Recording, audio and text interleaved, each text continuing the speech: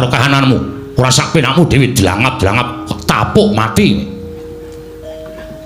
Ayo. Piye kok diem? Batune entek. Batune entek. Ayo omong. Mau sore lambene kaya horen kok. Bareng saiki ditantang Ndara Stijo kok wedi. Omong, Gong. Ayo Gage. Kowe iki nek omong sak penake dhewe, Bareng saiki kowe diwangsuli karo Stijo, kowe meneng wae. Kowe iki wong gerang piye kowe? Ki mau Stijo matur. Ana perkara ing Tumandun Projeng Trajutrisna. Lah kok iki ora panglingki Petruk ingkang sowan. Kasinggihan mekaten. Monggo aku wis tentrem. Petruk sowan dhewe ijen tanpa duwe kanca. Ora nggawa wong utawa ora nggawa sapa-sapa. Lah kok lete suwe men iki nusul iki adine lanang. Inggih kasinggihan mekaten. Menika Panakawan Petruk kalian Bagong. Yai, wonten timbalan. Nadan dikapak-kapakno Petruk iki Panakawan Ngamarta.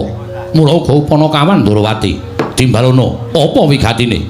Yen pancen sowane Petruk iki gawe tentrem utawa ana panjaluke Petruk ingkang sira Yayi bisa minangkani paring ngono. Nanging yen to sowane Petruk mung bakal gawe geger negara Ndrawati, ora usah melu-melu. Petruk aku ingkang ngundurake. Koko Prabu lenggah ngelangkung prayogi. Yo. Petruk padha raja sak praptamu Panakawan. Nunamit pasang Kalimantabe tinebine ngilo dene dumawing nawang tuwang sinuwun linepatna ing Tulamanu. Wilujeng sowan kula tebih saking Rubeda kepareng kula ngaturaken sembah sumeng keping pangabekti kula kunju. Iya Petruk ndak tampa pangestuku tampanana kula pun dinggo jimat paripe dayana ning kasantosan. Petruk kandung bolong pedhar jasa praptamu. Pangestunipun Ndara Baladewa wilujeng bekti kula kunjung ngeden. Yo tak tampa. Pangestuku tampanana. Nun inggih sangat anggen kawula ndadosaken jimat. Petruk kandung bolong pedhar jasa praptamu. Lho niku Ndara Stijo. Iya Petruk. Kok lenggah teng Ndarawati sowan Kanjeng Rama. Lah ya syukur. Sing jeneng putrane ngabekti karo wong tuwane ora kudu munjung ingkung gajah saben dina mboten. Ning wonten panjenengan niku kemutan kalian tiyang sepuh niku wong tuwa wis kaya dijunjung derajate. Bekti kula nggih Den, ya Petruk tak tampa, pangestu tampanana. Kula pun dinggo jimat paripe. Petruk kantong bolong padha raja sak praptamu. Sinten niku? Lho. Aku Samba Petruk. Oh, Ndara Samba ya ora ketok kaya. Bekti kula kunjuk Ndara Samba. Iya Petruk ndak tampa pangestuku tampanana. Kula pun dinggo jimat paripe. Petruk kantong bolong padha raja sak praptamu. Wah, kabeh mbageke. Wilujeng Ndara Setyaki bekti kula kunjuk. Ya Petruk. Prayogakno. Nun inggih Petruk kantong bolong padha raja sak praptamu. Ndara Udawa wilujeng bekti kula kunjuk. Ya prayogakno Petruk. Nggih. Ana wigati apa Petruk mangriyen? Niki mang bageke mengke nek nesu nguyuh sak nggon-nggon niki tenan. Aja njur wigatine niki engko ndek ra dianggep wong wo nek muring medeni. Oh iya lali aku. Panakawan Bagong padha raja sak praptamu. Pangestunipun Sinuwun Prabu Ndarawati wilujeng niring Sambikala kemareng kula ngaturaken sembah sumungkeming pangabekti kula kunjuk sinuwun.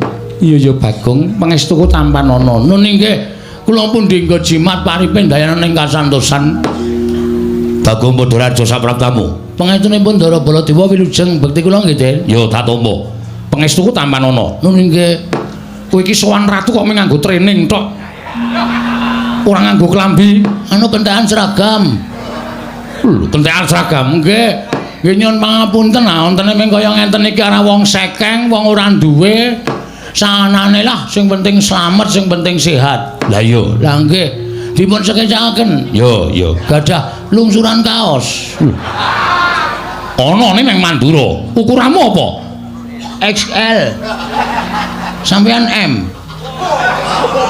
Urung. Ning mesti to. Iya, nggih syukur. Soale kula mung takon kok. Lah iya. Bagong padha raja sak praptamu. Nun nggih, sapa to kae? Ndara Stijo. Kuwi kok ora hafal to. Ora tau metu arang-arang kok. Pangestunipun Ndara Stijo wilujeng Stijo sapa to? Stijo Gedhong Kuning. Udu. Gedhong Kuning ki rak dalang kae ratu. Oh, Ndara Stijo Boma Narakasura. Boma Narakasura.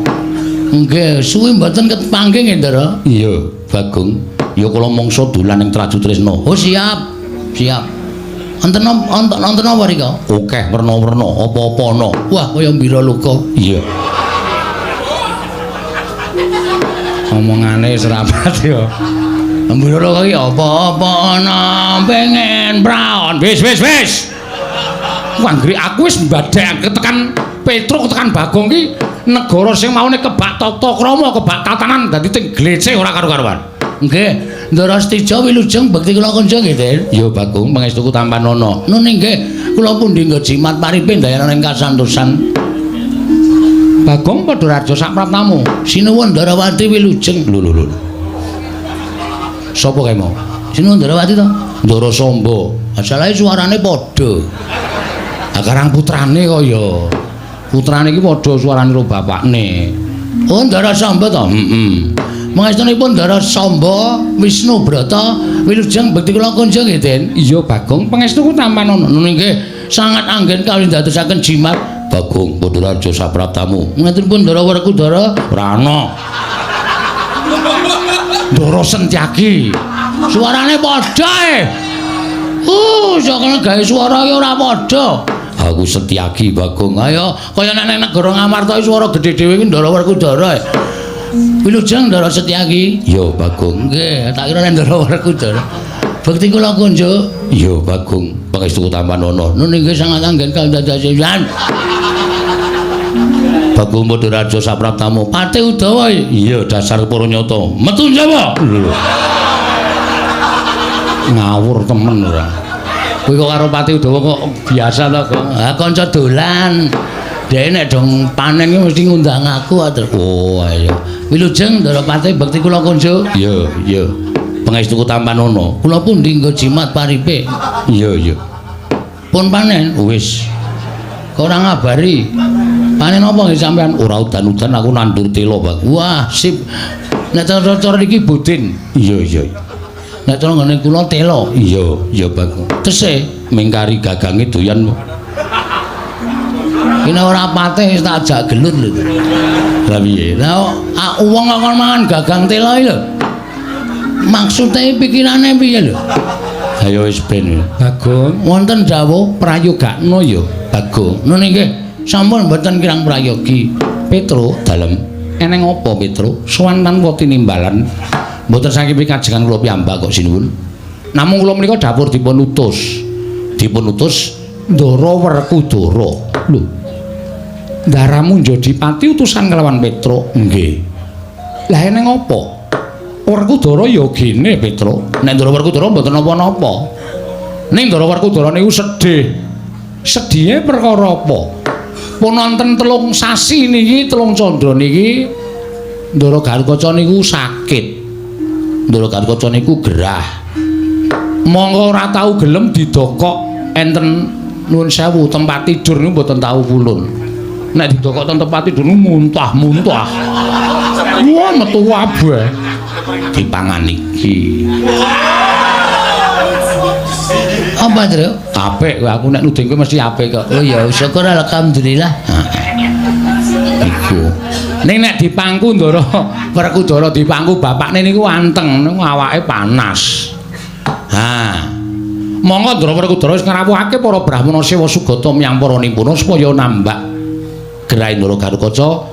Ning kok mboten wonten sing mandi blas, mboten wonten sing iso maluyakaken sakite Ndara Gatotkaca.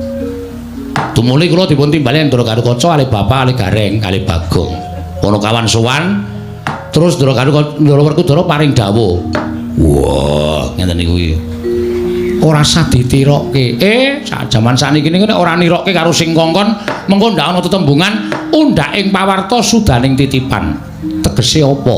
Undhaking pawarta niku upamane kidul dusun niku enten ula gedene sak jempol, engko kabar tekan tengah dusun wis ana ula gedene sak lengen, kabar tekan lor dusun ana ula gedene sak glugu. Kabar karo kasunyatan niku mboten padha utawa jaman sakniki disebut hoax. Mengkono Petro hoax. Nggih. Sampeyan mboten sak nirokke. Niku tembunge kula mawon Kresna kok muni hoax. Ora wangun. Iya Petro nggih. sudaning titipan niku malah wonten bangsa mriki menika sampun dados adat budaya saka dhuwur krujuk-krujuk tekan ngisor ming tetes niku wis biasa ampun ngantos ana tetembungan kaya ngoten niku mula pendak-pendak kula dikongkon sapa mawon niku ngendikane sing ngongonan kula niku kula tiroke ya wis ora apa-apa lha nggih Pedro ngoten niku sing diundang pertama kali Semar nding Semar terus matur enten apa Ndara Gatot loro terus Semar ngoten iki mbok dipresake juk ki apa Semar dikeplak Ndara Werkudara sembrono kok Semar ana wong loro kok kon mresake lah iya lah sak banjure Semar aku nyilih anakmu wah gegareng terus ndelik teng sarunge Semar sep wedi Petruk Bagong mrene kula kali Bagong maju terus ndaramu Werkudara ngendika piye Petruk dalem ora kongkon teng pundi Den ning Durawati sowan Kresna kakangku sowan Jeliteng kakangku kuwi gatose kondo nek Gatut Kaca loro Kresna kon rawuh rene kon tekan Jodipati Kresna ora iso nambani Gatot ora sah ngaku titising Bathara Wisnu ora sah ngaku titising dewa aja ngaku bujangganing Pandhawa aja ngaku suwing para Pandhawa lan ora sudi ngaku kadang tuwa karo Ratu Ndrawati ngoten niku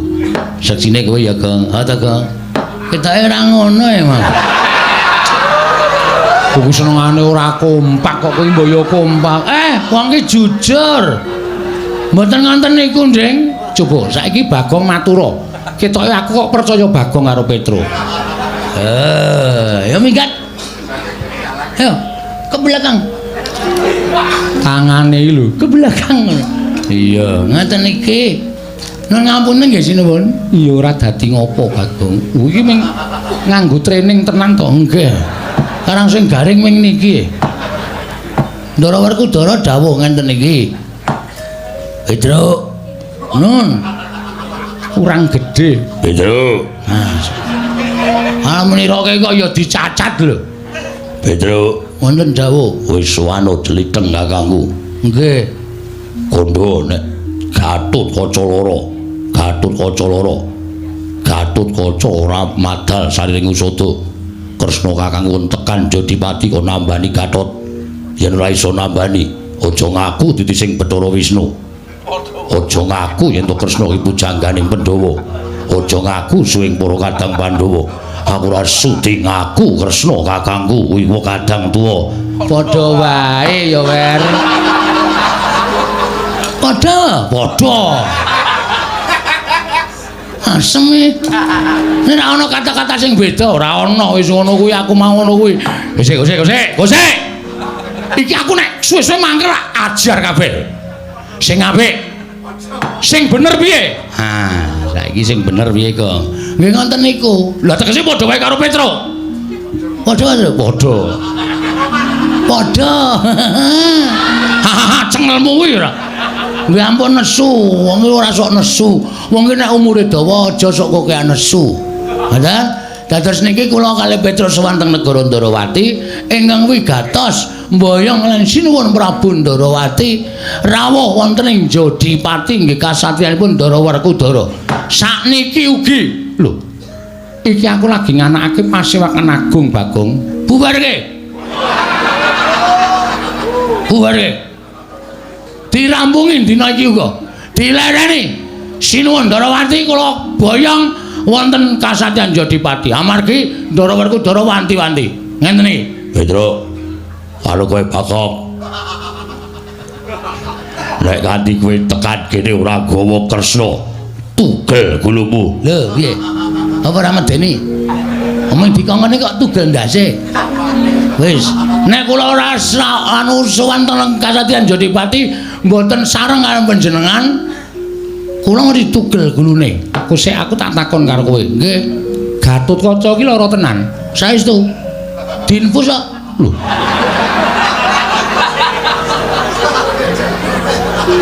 apa pancen wis ra iso apa-apa pon mboten iso apa-apa Nek dipangku Kang Rama niku mung kedap-kedhip. Kula ya matur ndara gelah napa niku mboten wangsulan. Memelas pokoke asli mesake. Ndara werku ndara nggih nek mangku mung karo mbrebes mili metu luwe. Mesake nek sampean mboten tindak mriku niku mengke nek ndara Garkaca cilik nganti kebangetan le sakit, gedhe nganti enten napa-napa sapa sing kelangan. Nggih to? Lah iya, lah nggih. Aku tak takon karo kowe. Kowe neng kono pirang dina? Waduh, wis sak untara. Lho, ora bali. Mboten, karang nang omah ya ora ana sing diliwet.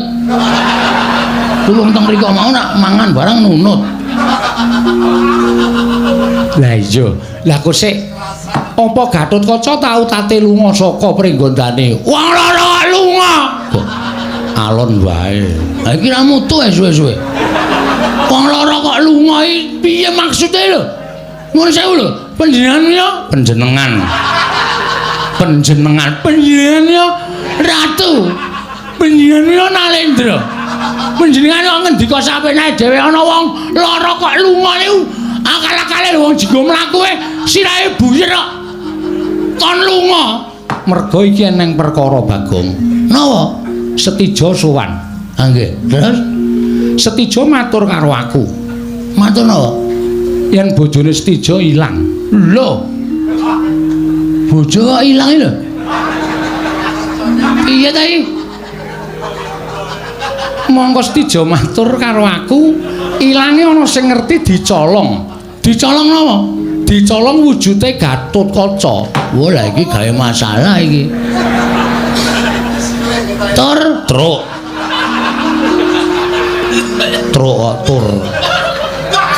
Kowe ngerti ta, Tru? Iki nang masalah iki. Masalah apa? Ndara Kresna paring dawuh nek Ndara Setija le sowan ning negara Ndarawati iki wadul karo bapakne nek bojone ilang. Ndara bojone Ndara Setija. Heeh. Sapa? Haknyonowati. Ilang jarene abdi. Nggih ta sinuwun? Iya. Sing nyolong blegere kaya Gatotkaca. Lah iki nang kene iki lha kok dadi kowe sowan ngandhakne Gatotkaca loro ki rak bingung rasaku to. Berarti sampean ndakwa Ndara Gatotkaca niku nyolong Dewi Haknyonowati. Lho, ora ndakwa, ning aku rak ya nelesih to. Mbok menawa atur Setija kuwi mau bener, sapa ngerti Gatotkaca sakwise nyolong Haknyonowati aja nganti didukari dening para Pandhawa. Tumuli etok-etok lara. Supaya aja nganti kawistara yen to lagi wae bar tumindak ing ora prayoga ya kuwi nyidra garwane anakku Setija Boma Narakasura. Piye nesu ra iki? Rasase. Nek nganti nesu malah dadi perkara iki mungsuhe abot-abot ya kok. Nek kowe nesu mungsuhe Ndara Setyaki ayo piye wani ya Ndara Setyaki. Ora wani to kowe? Ya nek kepepet wani. Ndara Setyaki lho. Mangriyen lho, sampean ampun ngawur. Ndara Gatotkaca niku wis ana luwih saka 3 sasi luwih 10 dina. Niku sakit tenan. Kula tak nyuwun pirsa, Ndara Setija niku le apa jenenge bojone ilang ya apa? Ya apa? Wancine apa? Setija wonten timbalan. Kapan Haknyonowati murca saka negara Trajutrisna tigang dinten kepengker. 3 dina wingi, Tru. Ndara Gatotkaca lagi parah-parahe kuwi ya. Agyar di rongsen. Dirongsen wae. Petro, nun. Sesuk meneh iki nek suwane ndi rasa nggo Bagong. Aku wegah suwe-suwe krungu tembenge wong iki. Anggepe kok kraton dianggepe diangkane napa piye? Omong pating clebung sapenake dhewe. 3 dina ora mungkin. Ndara Gatotkaca lagi parah-parahe. Niku sing gawe masalah putra sampeyan niku ming padune sengit karo Ndara Gatotkaca, padune ora seneng karo Ndara Gatotkaca, terus ngarani Ndara Gatotkaca nyolong Dewi Haknyonowati. Ah bojone Ndara Gatotkaca niku luwih ayu kok. Dewi pergi mati. Anu sapa, Tru? Sapa? Tariem Du. Sapa ta? Aku iki lagi arep akses e. Dewi pergi wae. Dewi pergi wae luwih apik luwih ayu kok. Ndara Gatotkaca kok direwangi nyolong bojone liyan. Saru. Monggo Ndara Gatotkaca menika Nalendra. niku Prabu Setija sing pancen ora duwe rasa seneng karo Ndara Garkaca gawe masalah karo Ndara Garkaca didakwa nyolong hak Nyanawati. Ora mungkin. Wah, iki ngene iki aku sing ora seneng kok. Njur sampe nake dhewe. Kang putrane kudu ditelisih, kudu ditakoni bener lan orane. Sampeyan aja watoni iso nampa ngendikane Ndara Setija ning dititi Traju Tresna. Hak Nyanawati ilang napa mboten? Ya nek ilang tenan terserah. Nek ora, rameng bribek gawe masalah to sinuwun.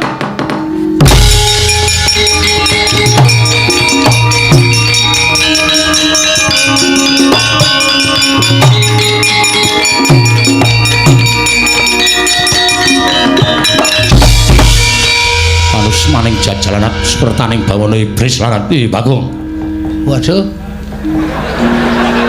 Truk mutar. Kapokmu kapan kowe? Nek ngono kuwi arep piye coba? Aku senengane nek omong cangkeme ora tau iso direm kaya wong kendel-kendelo. Saiki nek diadu arep ngono ki piye? Bagong. Wangsulan Bagong. Nun. Kowe ngerti derajatmu ya apa? Kere. Kowe mung Ponokawan. Kowe mung Batur. Kowe ngarani yen to Setija kuwi matur goro karo Kanjeng Rama, anggepmu. Apa kira-kira aku wani ngungguli panguwasaning Kanjeng Rama? Apa ingkang ndak lakoni mau pancen kepara nyata Yai Dewi Hakninawati ilang. Mongko aku entuk pelapuraning para abdi sing nyolong blegere kaya Gatotkaca. Lah kok dadi kowe malah ngarani yen to aku sengit karo Gatotkaca tu mulih aku golek cara supaya bribek-bribek ngurupake genening memungsuhan karo kadangku Yai Pringgondani. Ora ngawu gawar ngawur. Cangkem batur kok ndrewili karo grojogan. Anggep apa? Apa kowe sak derajat karo Setija? Kowe ngeling ana, kowe kelingan. Kowe iki mung batur ngilo karo githokmu, ngilo karo kahananmu. Ora sak penakmu dhewe dilangap-dilangap tapuk mati. Ayo. Piye kok diem? Batune entek. Batune entek.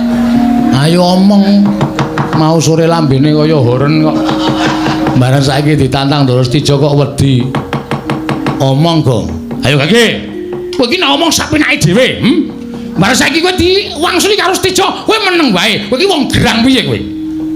Nek pancen kowe duwe pawadan sing bener, Setija men gawe dadaning pasulayan. Bukteno, aja meneng wae. Iya.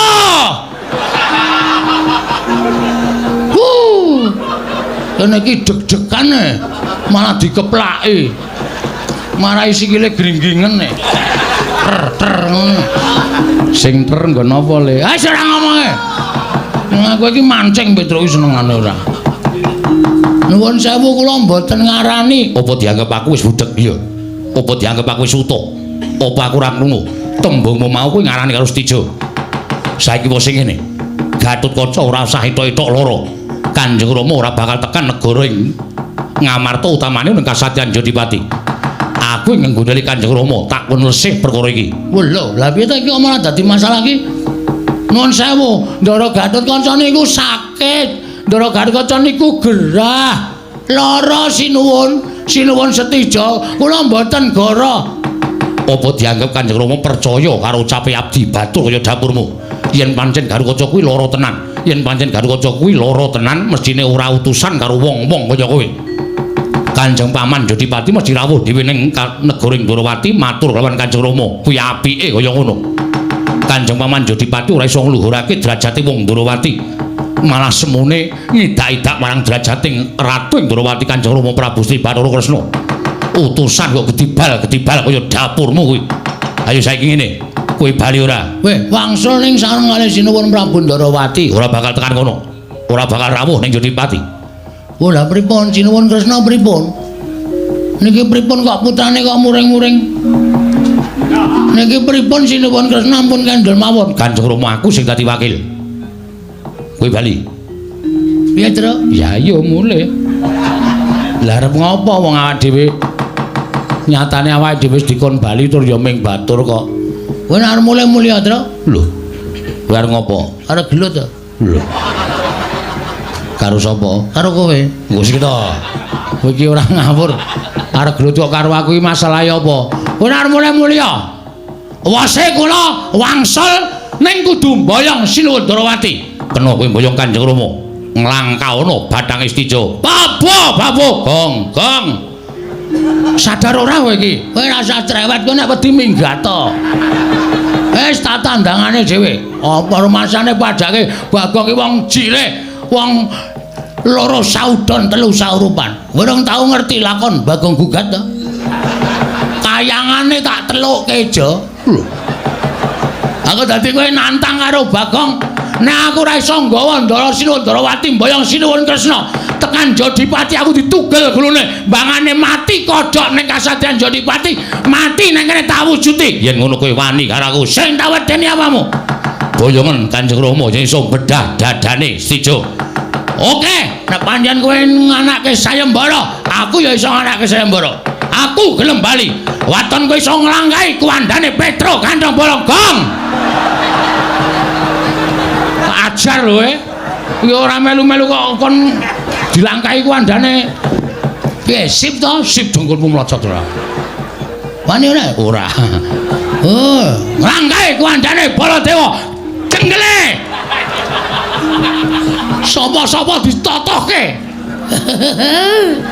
seneng tenan aku nek ngene iki yakin asli aku mbok ora bayarane puas aku pokoke wis yakin bombong atiku. Nek pancen nantang karo aku ayo metu njaba. Ayo metu njaba wani kowe. Mesti ra wani kowe. Oke njaba iki dosa. Aja sok ditok. Tak antem sirahmu mudhar kowe ora. Senengane kok ora minggat sing arep isu Prabu Ndarawati aja langsung ngono pen mono kapan tak dilandang metu. Oke monggo kula jerakan medal dewe sira.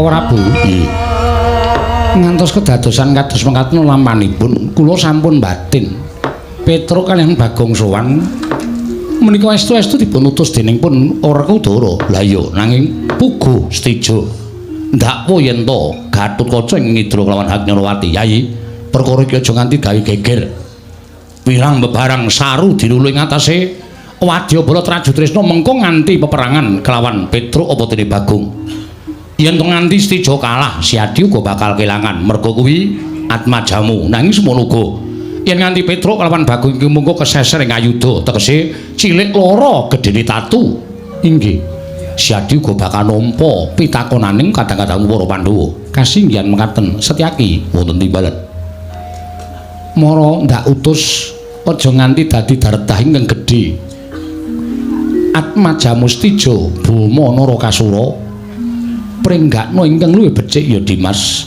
ngestaken dawuh Apa dene Petruk kelawan Bagong endakno kamurkane luwih-luwih Bagong merga Bagong kuwi atine brangasan. Nggih, ngestakaken dawuh.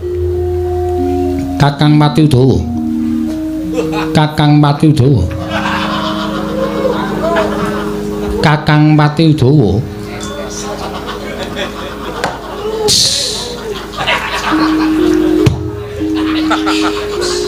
Wong ngorok kok ces karo du.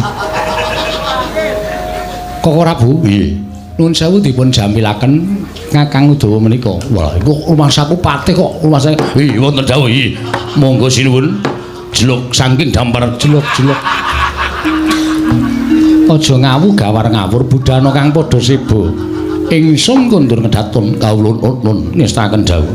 Sombo wonten timbalan derek napa Rama nok ngestaken dawuh. Monggo Rama kula dherekaken mlebet wonten salebeting kedatun negaring Ndrawati. Iya, Sombo kaya wis ora ana dawuh maneh. Purna gatining mananggilan. Sanata sekundur ngedatun jeluk saking damparan karo kinampit gamparan gading kadharaken sangganing peromban cedi manggung ketanggung Joko Paloro ing sami ngambil upacaraning keprabon kawis tinggal saking Mandrawa tindak nyosri Nararata lamun katinon saking Mandrawa kaya tansah gumebyar busananing Sri Nararata wau